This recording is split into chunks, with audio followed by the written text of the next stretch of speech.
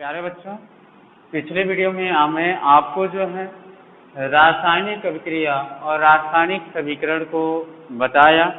रासायनिक अभिक्रिया और रासायनिक समीकरण में निम्नलिखित बिंदुओं पर ध्यान दिया, जैसे रासायनिक समीकरण, रासायनिक अभिक्रिया के प्रकार। ठीक है, इन सब चीजों को मैंने कल आपको बताया। फिर इसके बाद आगे चलते हैं, क्योंकि रासायनिक समीकरण पिछले वीडियो में मैंने बताया कि रासायनिक समीकरण संतुलित कैसे करते हैं, लेकिन क्यों करते हैं ये आज हम जानेंगे कि रासायनिक समीकरण को संतुलित क्यों करते हैं। ठीक है, तो आज इस वीडियो में हम देखेंगे रासायनिक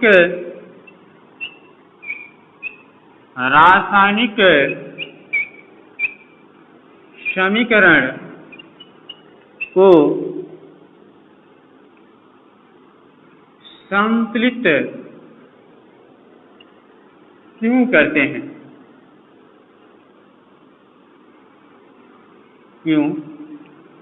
हैं, ठीक है। इस बिंदु पर ध्यान देंगे, रासायनिक समीकरण को संतुलित क्यों किया जाता है। तो आप लोगों को कक्षा 9 में एक नियम पढ़ाया गया था, द्रव्यमान संरक्षण का नियम। द्रव्यमान संरक्षण का नियम, ठीक है। तो द्रव्यमान संरक्षण का नियम क्या है, आप लोगों को कक्षा 9 में यह सब चीजें बताई गई थी कि न किसी पदार्थ का द्रव्यमान नष्ट होता है और न ही उसको बढ़ाया जा सकता है। ठीक है, अर्थात ये कह सकते हैं कि किसी भी पदार्थ का द्रव्यमान न तो उत्पन्न होता है और न ही नष्ट होता है।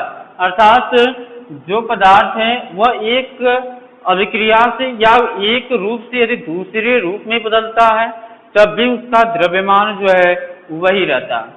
जैसे मान लीजिए कि हम पानी और चीनी को ले रहे हैं, जो है ठीक है, पानी और चीनी को ले रहे हैं, तो पानी का पहले द्रव्यमान ज्ञात कर लीजिए और चीनी का द्रव्यमान ज्ञात कर लीजिए, जो है। फिर उसके बाद चीनी को जो है पानी में मिला दीजिए, चीनी को पानी में मिलाकर घोल देंगे तो देखेंगे कि दोनों का द्रव्यमान वही रहेगा, अर्थात उसमें द्रव्यमान में कोई परिवर्तन नहीं आएगा। तो द्रव्यमान में कोई परिवर्तन नहीं होगा, इसलिए जो है रासायनिक समीकरण को संतुलित किया जाता है। क्लियर हुआ होगा, जो है। तो आइए एग्जाम्पल के माध्यम से समझते हैं। कुछ एग्जाम्पल ले लिए जा रहे हैं, उसके माध्यम से समझा जाता है। जैसे मैं हाइड्रोजन और ऑक्सीजन ले लिया, मैंने हाइड्रोजन और ऑक्सीजन इन दोनों को संयोग कराया तो आपका जल बनता है। ठीक है, जल बनता है। जबकि पिछली कक्षाओं में आपको कुछ तत्वों के द्रव्यमान के विषय में बताया था कि इसका द्रव्यमान कितना होगा। जैसे हाइड्रोजन का द्रव्यमान कितना होता है, यह आप लोगों को बताया गया होगा कि हाइड्रोजन का द्रव्यमान 1 होता है। ठीक है, उसी तरह से ऑक्सीजन का द्रव्यमान कितना होता है, ऑक्सीजन का द्रव्यमान जो होता है वह आपका 16 होता है। ऑक्सीजन का द्रव्यमान 16 होता है, लेकिन ध्यान देंगे कि यह आपका हाइड्रोजन अणु के रूप में है। तो हाइड्रोजन के परमाणु इसमें कितने हैं, तो हाइड्रोजन के परमाणु इसमें 2 हैं। ठीक है, इसलिए इसमें हम 2 से गुणा कर देंगे, जो है। तो इसका द्रव्यमान जो निकलेगा वह आपका 2 आएगा। ठीक है, ऑक्सीजन अणु के रूप में है, तो इस ऑक्सीजन अणु के रूप में, तो इसमें ऑक्सीजन के परमाणु कितने हैं, तो ऑक्सीजन के परमाणु 2 हैं, इसलिए इसमें 2 से मल्टीप्लाई कर देंगे, तो इसका द्रव्यमान जो होगा आपका 32 हो जाएगा। ठीक है, तो इधर आप देखेंगे जल का द्रव्यमान, तो हाइड्रोजन इसमें 2 है, तो 2 में 1 से मल्टीप्लाई कर देंगे और ऑक्सीजन का द्रव्यमान कितना होगा, जो है 100। ठीक है, तो क्या करेंगे कि 2 आपका अभिकारक का द्रव्यमान कितना हुआ, तो क्या करेंगे, अभिकारक में जितने भी आपके अणु या परमाणु हैं उनके द्रव्यमानों को आपस में जोड़ देते हैं। अर्थात इन दोनों के द्रव्यमानों को आपस में जोड़ेंगे तो 2 यहाँ से 32 को जोड़ देंगे तो आपका 34 हो जाएगा जो है, ठीक है। अर्थात अभिकारक का द्रव्यमान जो होगा वह आपका 34 होगा, जबकि उत्पाद में देखेंगे तो यहाँ से 2 हो जाएगा और इन 16 को जोड़ेंगे तो आपका 18 हो जाएगा, ठीक है। तो देख रहे हैं कि इन दोनों के द्रव्यमान जो है आपस में बराबर नहीं है, तो आप इन दोनों के द्रव्यमानों को आपस में बराबर करने के लिए, ठीक है, इस समीकरण को संतुलित करेंगे जो है, इस समीकरण को क्या करेंगे जो है, संतुलित करेंगे। तो संतुलित करने के लिए पहले हम क्या करेंगे, परमाणुओं की संख्या को बराबर करेंगे जो है। जैसे ऑक्सीजन आपके परमाणु इधर आपके 2 हैं, परंतु जल में ऑक्सीजन का जो परमाणु है वह 1 है, तो इसको बराबर करने के लिए जल में 2 से गुणा कर देंगे। जब 2 से गुणा करेंगे तो ऑक्सीजन परमाणु तो आपस में बराबर हो जाएंगे, परंतु हाइड्रोजन का जो परमाणु है वह बराबर नहीं होगा, अर्थात उत्पाद में हाइड्रोजन का जो परमाणु हो जाएगा वह 4 हो जाएगा, जबकि अभिकारक में हाइड्रोजन का जो परमाणुओं की संख्या होगी वह 2 होगी। इन दोनों को बराबर करने के लिए अब इसमें हम क्या करेंगे, एक निश्चित संख्या अर्थात 2 से गुणा करेंगे तो आपका हाइड्रोजन देखिए बराबर हो गया जो है, ठीक है। तो अभिकारक और उत्पाद में जितने भी आपके परमाणु हैं देखेंगे कि अब ये दोनों आपस में बराबर हो गए हैं। अब इनके द्रव्यमानों की तुलना करेंगे, देखेंगे क्या इनके द्रव्यमान आपस में बराबर हैं कि नहीं है।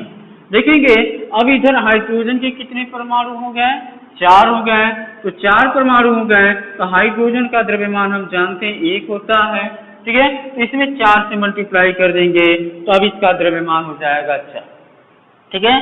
जबकि ऑक्सीजन के परमाणु का द्रव्यमान हम जानते हैं 16 होता है, तो इसमें अब 2 से गुणा कर देंगे तो ये आपका हो जाएगा 32, ठीक है। अब उसी तरह से अब उत्पाद में जो परमाणु हैं उनके द्रव्यमानों की गणना कर लेंगे। जैसे हाइड्रोजन, इसमें कितने आप हाइड्रोजन के कितने परमाणु हो गए, 4 हो गए, तो 4 गुणे 1 लिखेंगे, ठीक है, बराबर हाइड्रोजन। अब देखिए ध्यान से, अब उसके बाद ऑक्सीजन कितना है आपका जो है 2 दिख रहा है, तो इसमें 2 से गुणा कर देंगे, ठीक है। तो ऑक्सीजन परमाणु का द्रव्यमान जो होता है 16 होता है, तो 16 में 2 से गुणा कर देंगे जो है, ठीक है। अब जो आया आपका जो है, अब इन दोनों के अभिकारक में उपस्थित जितने भी परमाणु हैं उनके द्रव्यमानों को जोड़ेंगे जो है। देखेंगे हाइड्रोजन परमाणु की संख्या 4 थी इसलिए इसका द्रव्यमान 4 हुआ, और ऑक्सीजन परमाणु की संख्या 2 थी इसलिए इसका द्रव्यमान 32 हुआ। इन दोनों को जब जोड़ेंगे 32 और 4 को तो आपका हो जाएगा 36 हो गया जो है।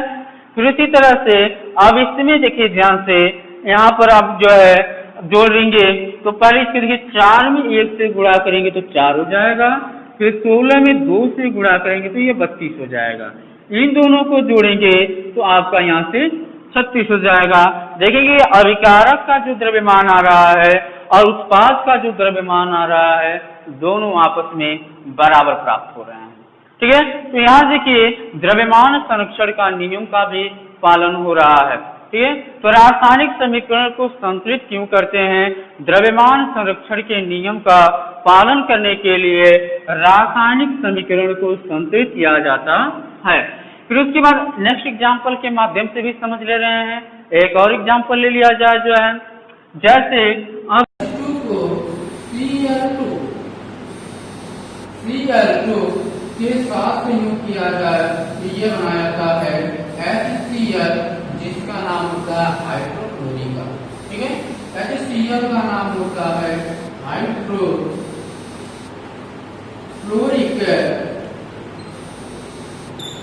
अम्ल, हाइड्रोक्लोरिक अम्ल, जबकि इसका नाम होता है, ठीक है, हाइड्रोजन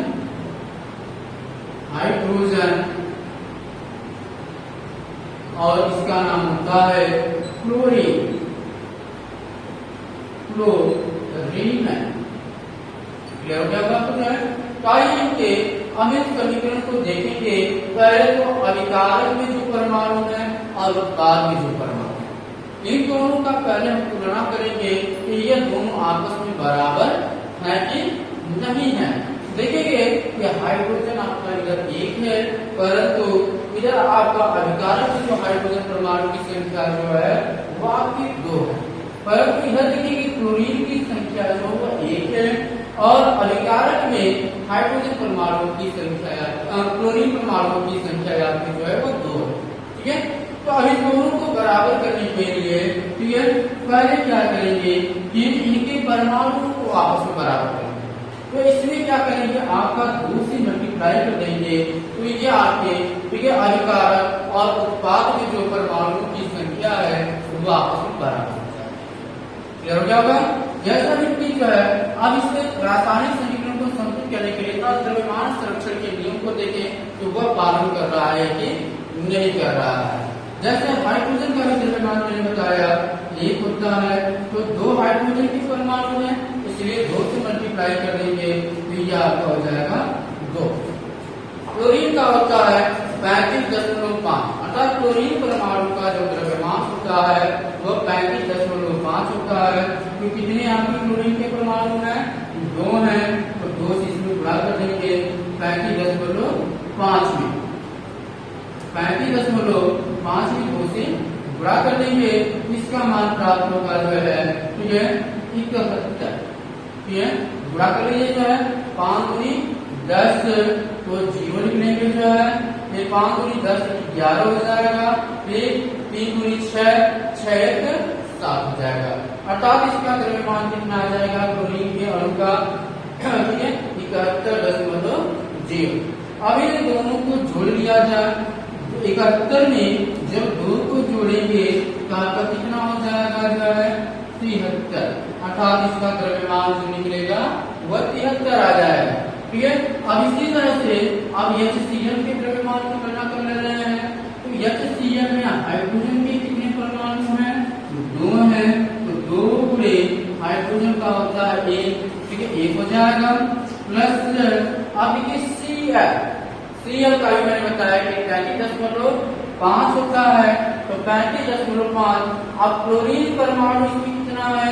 तो 2 दिख रहा है, इसलिए 2 से इसमें मल्टीप्लाई करेंगे तो 2 गुणे 35.5 है, अर्थात ये हो जाएगा 2 का जब 1 में गुणा करेंगे तो 2 हो जाएगा, धन 35.5 का जब 2 में गुणा करेंगे तो 71.0 हो जाएगा।